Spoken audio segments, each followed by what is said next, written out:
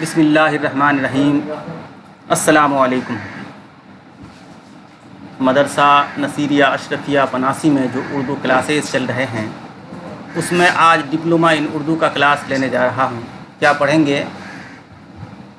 उर्दू ज़बान के बारे में कुछ ज़रूरी बातें। उर्दू ज़बान के बारे में क्या क्या ज़रूरी बातें हैं उनको बता रहे हैं। और ये अल्ताफ़ हुसैन हाली ने लिखा है, वो अपने ख़यालात का इजहार कर रहे हैं। क्या उर्दू तमाम अतराफ़ हिंदुस्तान में अमूमन बोली और समझी जाती है। जाहिर सी बात है कि हिंदुस्तान के हर जगह में जो है, हिंदुस्तान के हर जगह में उर्दू बोली और समझी जाती है। और इस बात की ज़्यादा मुस्तहिक़ है कि इसी को हिंदुस्तान की कौमी ज़बान बनाया जाए। ये कह रहे हैं कि जैसे ये हमारी मादरी ज़बान है तो और उर्दू का जिस तरह रिवाज है कोने कोने में, तो इसको हिंदुस्तान की कौमी ज़बान का दर्जा दिया जाना चाहिए और जहाँ तक मुमकिन हो इसी को तरक्की दी जाए। कोई ज़बान मुल्क में यकसां तौर पर उस वक्त तक शाये नहीं हो सकती जब तक मंदरजा झैल ज़रिए मुल्क में मुहैया न हों। और वो कौन से ज़रिए हैं? नंबर 1, इस ज़बान की मोतबर और जामे डिक्शनरी का तैयार होना। यानी इस ज़बान में जो है मोतबर और जामे डिक्शनरी तैयार होना चाहिए। चूँकि इसलिए कि किसी भी ज़बान को बोलने, लिखने, समझने के लिए अल्फाज की ज़रूरत पड़ती है। अल्फाज को हम जो है कहाँ पर ढूंढेंगे? डिक्शनरी यानी लुग़त में। नंबर 2, इसकी ग्रामर, इसकी जामे ग्रामर का मुरत्तब होना और इसके जामे ग्रामर का भी मुरत्तब होना चाहिए। इसलिए कि किसी ज़बान को सही तौर पर बोलने, समझने, लिखने के लिए हमें क़वाइद और ग्रामर की ज़रूरत पड़ती है। नंबर 3, इसमें कसरत से नज़्म नस्र की किताबों का तसनीफ़ व तालीफ़ होकर शाये होना। इसमें जो कसरत से नज़्म भी लिखी जानी चाहिए, इसमें जो नस्र भी तैयार करना चाहिए ताकि उस नज़्म और नस्र के सहारे से लोग जो ज़बान को शौक़ से उसका मुताला करें।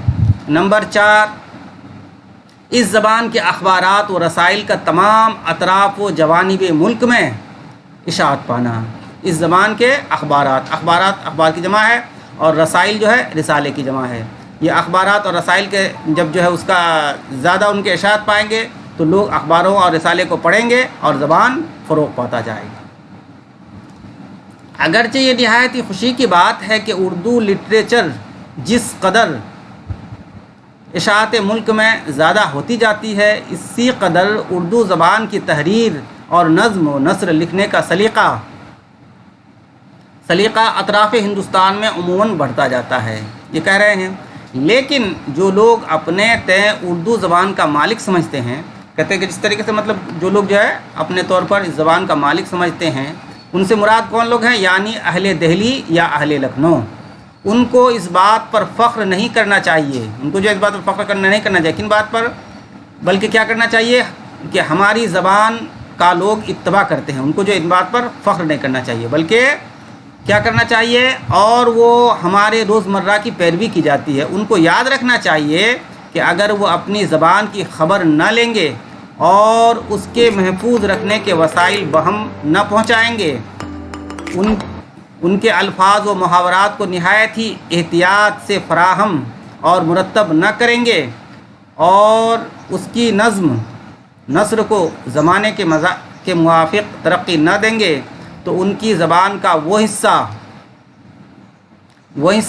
जिस पर उनको फ़ख्र है और उनकी और तमाम हिंदुस्तान की उर्दू में माबहिल इम्तियाज़ है, यानी उनकी ज़बान में और हिंदुस्तान की और जगहों के ज़बान में जो माबहिल इम्तियाज़ है वो क्या होगा? वो हरफ़े गलत की तरह सफ़े रोज़गार से महव हो जाएगा। ये थे मौलाना अल्ताफ़ हुसैन हाली के ख़यालात। अब आगे जो है गौर करने की बात, वो क्या बता रहे हैं? मौलाना अल्ताफ़ हुसैन हाली। अब मौलाना अल्ताफ़ हुसैन हाली के बारे में कुछ रोशनी डाली जा रही है।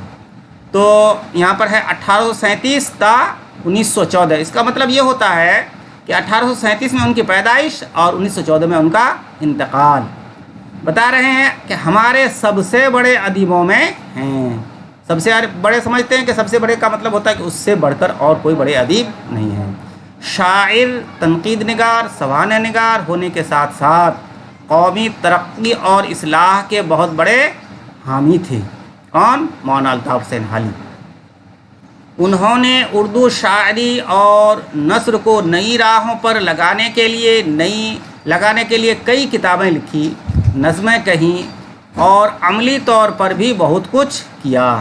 وہ غالب کے شاگرد اور سر سید کے حلقے کے بہت خاص لوگوں میں تھے، کہ جو ہے مرزا غالب کے شاگرد تھے اور سر سید کے جو ہے حلقے کے بہت خاص لوگوں میں سے تھے۔ نظم میں حالی کی سب سے مشہور تصنیف، نظم میں جو انہوں نے نظم لکھی ہے ان کی جو سب سے مشہور تصنیف، سب سے مشہور کتاب کون سی ہے؟ مد و زجر اسلام، جو 1879 عیسوی میں شائع ہوئی، جسے عام طور پر مسدس حالی کہا جاتا ہے۔ سر سید اس کے بارے میں لکھا، کیا لکھے ہیں کہ قیامت کے دن جب خدا مجھ سے پوچھے گا کہ تو کیا عمل لے کر آیا ہے، تو میں عرض کروں گا کہ حالی سے مسدس لکھوا لایا ہوں۔ سبحان اللہ، بہت بڑی بات ہے کہ وہ حالی کے مسدس کو جو ہے دنیا کا سرمایہ، دنیا کی دولت نہیں سمجھ رہے ہیں، بلکہ وہ کہہ رہے ہیں کہ اگر قیامت کے دن جب مجھ سے پوچھا جائے گا کہ تو جو ہے آخرت کا سامان سمجھ کر کے کہہ رہے ہیں کہ جب مجھ سے پوچھا جائے گا تو میں خدا سے یہ کہوں گا کہ ہماری یہی نیکی ہے کہ میں حالی سے مسدس لکھوا لایا ہوں۔ سبحان اللہ، یہ بہت بڑی بات ہے۔ نثر میں حالی کی سب سے مشہور کتاب اور ان کے دیوان کا مقدمہ، جو 1893 عیسوی میں ہے، یہ مقدمہ شعر و شاعری کے نام سے مشہور ہے۔ ہر چند حالی نے شاعری اور اردو شاعری کے بارے میں جو باتیں اس کتاب میں بیان کی ہیں وہ سب کی سب پوری طرح صحیح نہیں ہیں،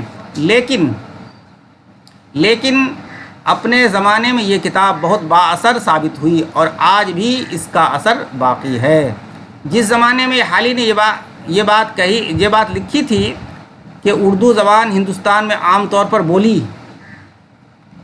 بولی جاتی ہے، اس زمانے میں یہ بات بالکل صحیح تھی۔